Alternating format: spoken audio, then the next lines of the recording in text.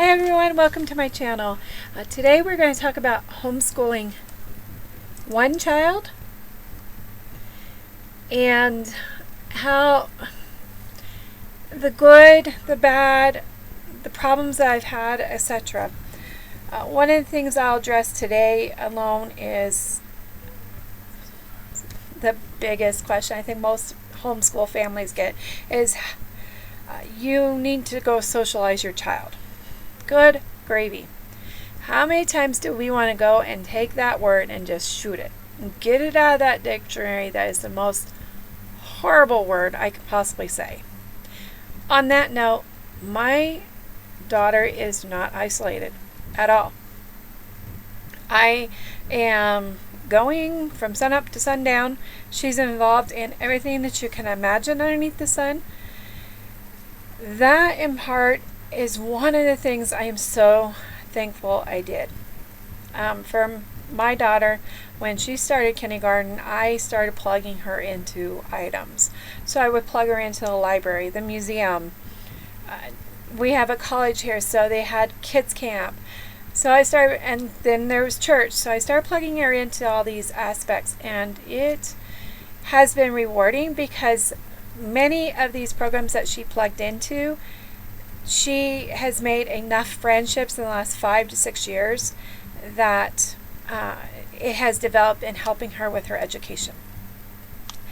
I don't think I've said, but I've been homeschooling my daughter for 6, going on 7 years now.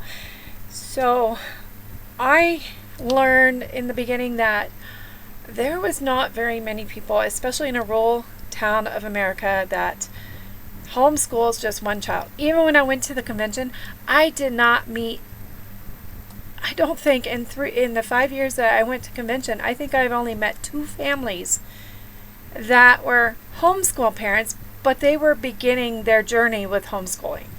So I didn't meet anybody that homeschooled one child more than a year or 2 years like I was. So I was in left field, and some of the conceptions or the thought patterns that I had weren't answered. I had to seek it out in other means. A lot of prayer was done, granted, but I really would not change it in the world. The first 5 years are the hardest, I think. The first 2 years, you're trying to hammer out what curriculum will work, what you're going to be doing, how you're going to do it, where you're going to do it. Incorporate activities for that kid. When you incorporate activities in the kid, I think with homeschooling one, you're more engaged with that child, especially all the way up till 5th grade. And what I say by that is most of the activities that I went to required someone to be present. So either a sibling or a parent had to be there, but they had to be 12 and over. Well, if you are homeschooling one kid, it's mom or dad, or you're stuck. You can't go, if you go to the library, you can't go and check books out until they're done with their activity. And many times, oh my goodness, that was frustrating, because there was several times that I just wanted a 5-minute break just to go and get the books that we needed without toting a kindergarten or a 1st grader or a 2nd grader. In doing that, I had to build the friendship and trust of those people that were in the admin buildings, in the overseers, the supervisors and stuff. So I was very blessed when she was in 3rd grade, because they would give me that 10 minutes that I needed. They would give me that 15 minutes. I didn't, the first 3 years, I really didn't have a lot of support. I didn't have a lot of help. My folks were there when they could, but they worked 40 to 45 hours a week. So they were gone and they had their lives to do. And then, of course, my husband worked Monday through Friday. So it was me. I was stuck. And for myself, I am a first-time homeschool family in both sides of the family. So I was learning how to do this with her and trying to teach her how to teach. it was a process and a journey. I use Google a lot. I use YouTube a lot. I went to every resource aspect that I could possibly imagine, including to see if I can glean some little tidbits from homeschool families that have done it longer than that. But what I found out is so much of it was, I would ask the question, well, did you talk to this person? Well, why would you do that? Or what was the purpose of that and stuff? So I'm finding out that they didn't exceed beyond their front door. And what I mean by that is they didn't reach out and plug themselves into the community aspect. Yes, they plugged into church. Yes, they plugged into maybe 4-H and all that. But what about those who don't want to be in 4-H? What about those that don't want to be in Girl Scouts? There's other aspects out there. You have to seek it. And that is something that I learned very far in the beginning. Excuse me. So there is many avenues out there to start seeking it. And if you're starting right now, reach out to those avenues. Call that museum. Establish a friendship with that museum. Get to know who they are. Get to develop those relationships. Because I can tell you, since starting her in kindergarten in these areas, the tourist center, the city events, all of those, right now my daughter has developed so many friendships because they've seen her grow up, but yet they have enjoyed talking with her and being with her. And then not only that, she has an issue that mom can't figure out, and I have to look it up with Google. She's like, oh, Mom, why don't we go call so-and-so? And we can pick up the phone and say, hey, can you help us out? Can you give us directions of who we can call? And I don't think in the 6 years that I've been doing this, I've gotten a no. I may have got, maybe. But when they find out that you're truly, really seeking it out, I truly believe that they will help you out. They will plug you into where you wouldn't think you were going. I'm telling you, vacation times, day trips have been unbelievable. What I've done in the last 6 years, I don't think I have personally done in my lifetime.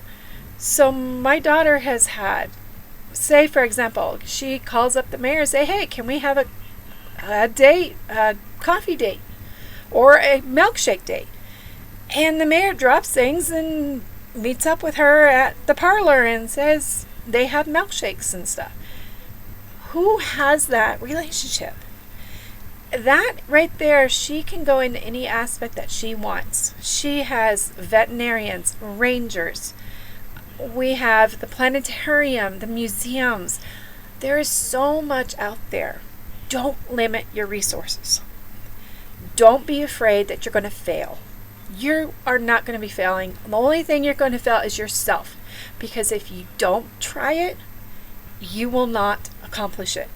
And when that happens, it rubs off on your kid. It rubs off on who they can become. And yes, there'll be times that in the book that I am literally kicking that kid in the butt saying, we are going to go, for example, down to the swamp and go mucking with the rangers. Or we're going to be going to the swimming pool and meeting with the city council and going swimming or something like that. But she understands that these are friendships. She's got friends from a little toddler all the way up to 102. They range every which way that you can possibly imagine. So and then in the long run, she doesn't have to worry and seek and scramble trying to figure out where to get help and stuff. She's got every field in the docket in her book that she can call up and say, hey, can you help me out here? So don't limit yourself. Don't be shy away from things.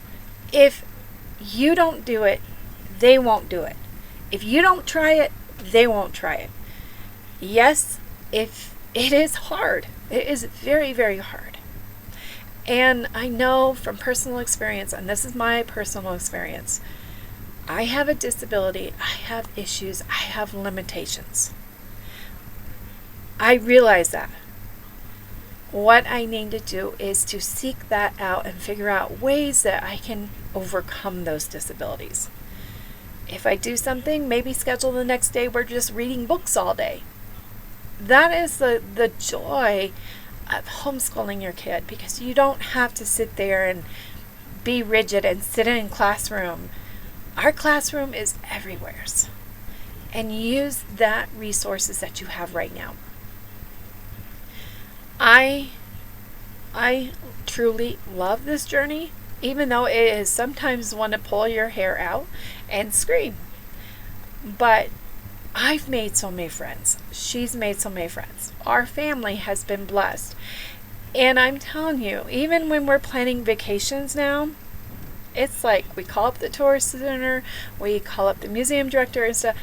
Our vacations are 10 times more eventful than just booking a hotel or booking a travel agent.